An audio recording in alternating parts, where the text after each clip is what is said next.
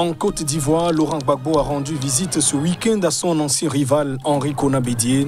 La rencontre entre les deux hommes était placée sous le signe de la réconciliation.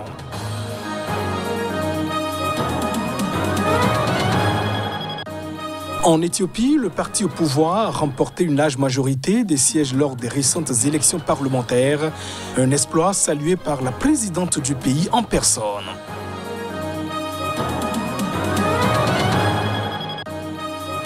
Et puis en Haïti, la première dame blessée par balle a pris la parole depuis son lit d'hôpital ce week-end. Martine Moïse a appelé la population à poursuivre la bataille menée par son mari assassiné, Jovenel Moïse.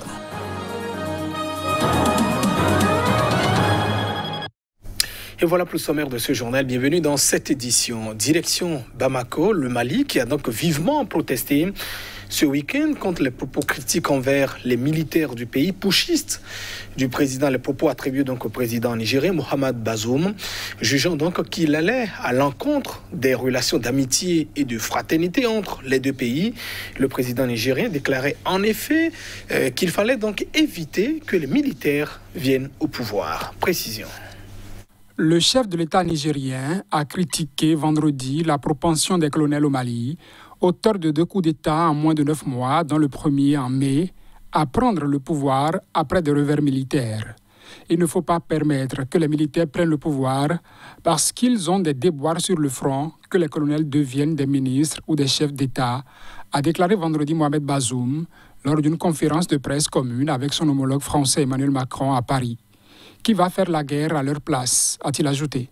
Ce serait facile si chaque fois qu'une armée de nos pays a un échec sur le terrain, elle vient prendre le pouvoir. Ce ne sont pas des choses acceptables.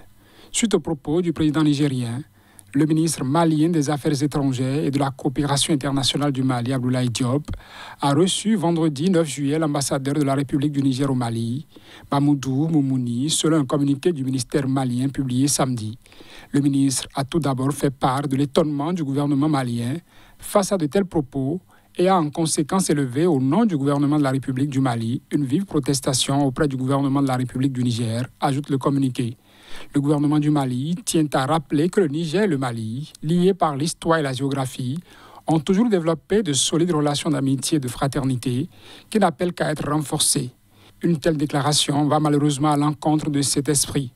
Bamako estime que les deux pays devraient plutôt unir leurs efforts pour lutter contre l'extrémisme violent, le terrorisme et la Covid-19, selon le communiqué.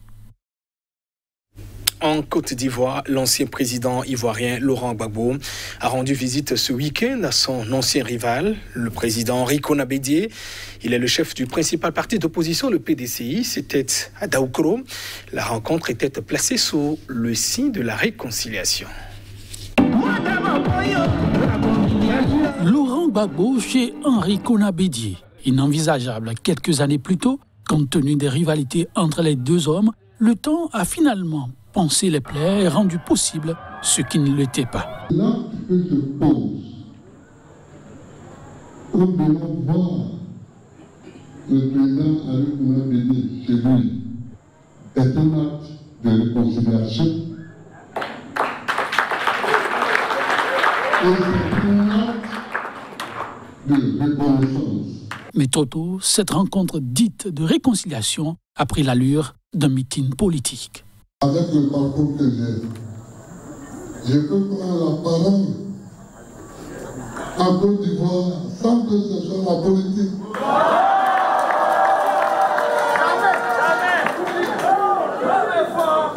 Donc, assumons, je fais la politique. Nous avons une constitution, c'est-à-dire un ensemble de textes pour nous guider. Il faut se battre pour être du côté de la Constitution. Laurent Gbagbo n'hésitera pas à lancer quelques pierres dans le jardin de Ouattara sans le nommer. Si vous vous battez pour être contre la Constitution, vraiment, nous autres, on ne peut pas vous aider. Quand on parle de la réconciliation, c'est tout ça. La réconciliation, c'est tout ça. Respectez les textes. respecter les êtres humains. Prenant de plus en plus les habits d'un opposant de premier rang, l'ancien président, pour ceux qui en doutent, ne cache plus du tout ses ambitions politiques. Pour les prochains rendez-vous électoraux qui s'annoncent, sa voix comptera sans doute. L'armée congolaise a annoncé ce week-end avoir repoussé des miliciens d'une communauté des hauts plateaux de l'État de l'Est de la République démocratique du Congo. Dans cette région, des groupes rivaux s'affrontent violemment.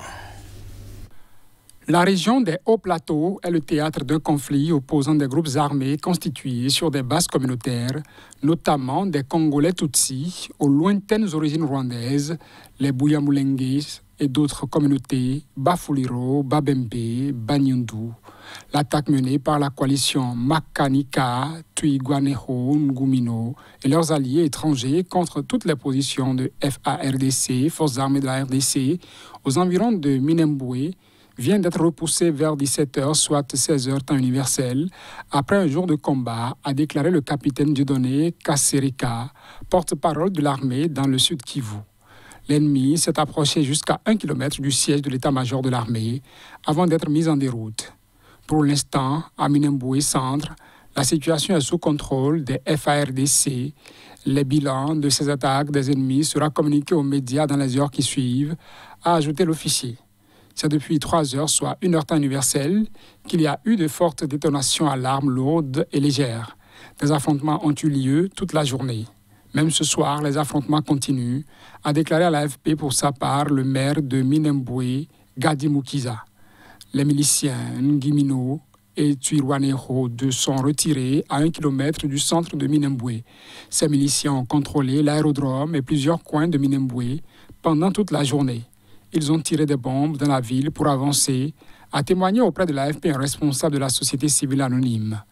La situation est confuse. Tous les militaires qui étaient sur des positions aux extrémités de la cité sont actuellement concentrés dans le centre de Minembwe, a indiqué un habitant, Rubibi Ruvuzanguma, joint au téléphone par l'AFP. Le Rwanda a joint l'acte à la parole. Kigali a mobilisé ses soldats pour participer à la lutte contre le groupe armé Al-Shabaab dans la province du Cabo Delgado au Mozambique. Une preuve de la coopération militaire sud-sud saluée de par le monde. Il s'agit là du contingent mobilisé par le Rwanda, 1000 personnes comme promise, prêtes à contribuer qualitativement à la protection du Mozambique et de ses intérêts. Un contingent composé de militaires et d'équipes de la police nationale rwandaise appelé à épauler l'armée mozambicaine dans sa lutte contre les insurgés. Pour Ronald Wimvanga, porte-parole des forces rwandaises de défense FRD, la démarche est inspirée d'une demande du gouvernement du Mozambique auprès du gouvernement du Rwanda en vue de l'aider à mener des opérations militaires, y compris des opérations de sécurité et de stabilisation, ainsi que la réforme du secteur de la sécurité. Le contingent rwandais, dira-t-il, aura à collaborer étroitement avec les forces armées mozambicaines et avec celles de la SADC, la communauté de développement de l'Afrique australe, dans des secteurs de responsabilité désignés.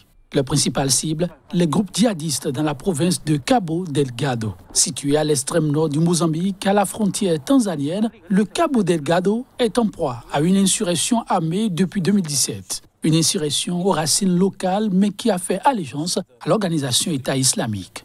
Ces groupes, connus localement sous le nom d'Al-Shabaab, font régner la terreur depuis près de 4 ans dans le nord-est du pays et auraient fait près de 3000 morts et d'innombrables dégâts matériels. En Éthiopie, le parti au pouvoir a remporté une large majorité des sièges lors des récentes et cruciales élections parlementaires. C'était le 21 juin dernier. L'annonce a été faite ce week-end par le Conseil électoral national du pays. Un exploit salué par la présidente éthiopienne en personne. Reportage.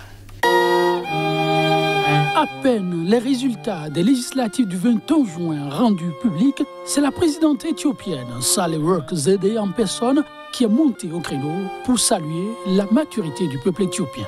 Un peuple, dira-t-elle, toujours mobilisé pour la bonne cause en dépit de la crise sanitaire mondiale et de la crise socio-politique dans le nord du pays.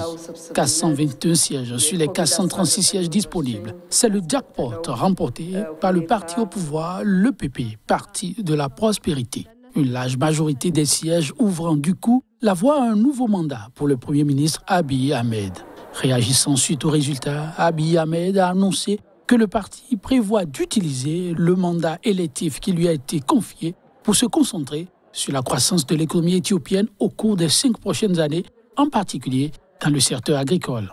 Il sera en outre question, relève-t-il, de s'efforcer à trouver par tous les voies et moyens une solution réelle aux problèmes d'insécurité qui touchent diverses régions du pays. Les élections ayant consacré la victoire du Parti de la prospérité n'ont pu se tenir dans 111 circonscriptions électorales. Le Conseil électoral national d'Éthiopie, Nébé, prévoit alors d'organiser un second tour dans le reste des circonscriptions électorales, à l'exception de 38 situées dans l'État régional du Tigré, au nord du pays, déchiré par la guerre.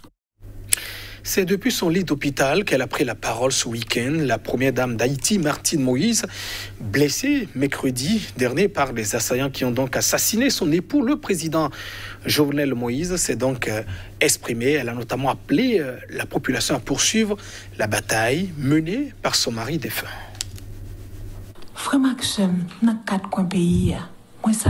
Une voix miraculée qui résonne. Martine Moïse aurait pu périr dans l'attaque du domicile au cours de laquelle des mercenaires ont assassiné son époux, le président de la République d'Haïti.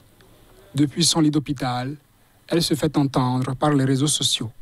C'est Martine Moïse qui a parlé avec nous. Moi vivant, grâce à Dieu. C'est Martine Moïse qui vous parle. Je suis vivante grâce à Dieu. Je suis vivante, mais j'ai perdu mon mari, Jovenel. Cela faisait plus de 25 ans que l'on combattait ensemble. Plus de 25 ans d'amour qui fleurissaient dans notre famille. Plus passer 25 ans, l'amour t'a bourgeonné dans la famille. Son époux, le président Jovenel Moïse, a été assassiné sans pouvoir dire un mot, relate la première dame. En un clin d'œil, les mercenaires sont entrés dans ma maison et ils ont criblé mon mari de balles. J'ai toujours su que, depuis que Jovenel était entré en politique, il n'était plus à moi seul. Ce grand acte qu'est son assassinat a inondé de larmes mes yeux et ceux de mes enfants, et vos yeux aussi, je le sais. Cet acte n'a pas de nom parce qu'il faut être un criminel sans limite pour assassiner un président comme Jovenel Moïse, sans même lui donner la chance de dire un seul mot. Son papa a la chance pour même dire un petit mot. La première dame n'entend pas se murer dans un silence après la mort de son époux. Elle s'annonce sur le terrain politique. Nous ne pouvons pas quitter sans président Jovenel Moïse. On ne peut pas laisser le sang du président Jovenel Moïse, mon mari, notre président, que l'on aime tant et qui nous aime en retour, couler en vain. Je vais redoubler d'efforts parce que la bataille qu'il menait n'est pas sa bataille personnelle. C'est une bataille qu'il menait pour nous. Il faut continuer. Vous savez que je vous aime beaucoup. Je ne vous abandonnerai pas. Blessée, la première dame a d'abord été soignée dans un hôpital local avant d'être évacuée par avion vers Miami. Et c'est l'affaire de cette édition. Merci de votre attention. Au revoir.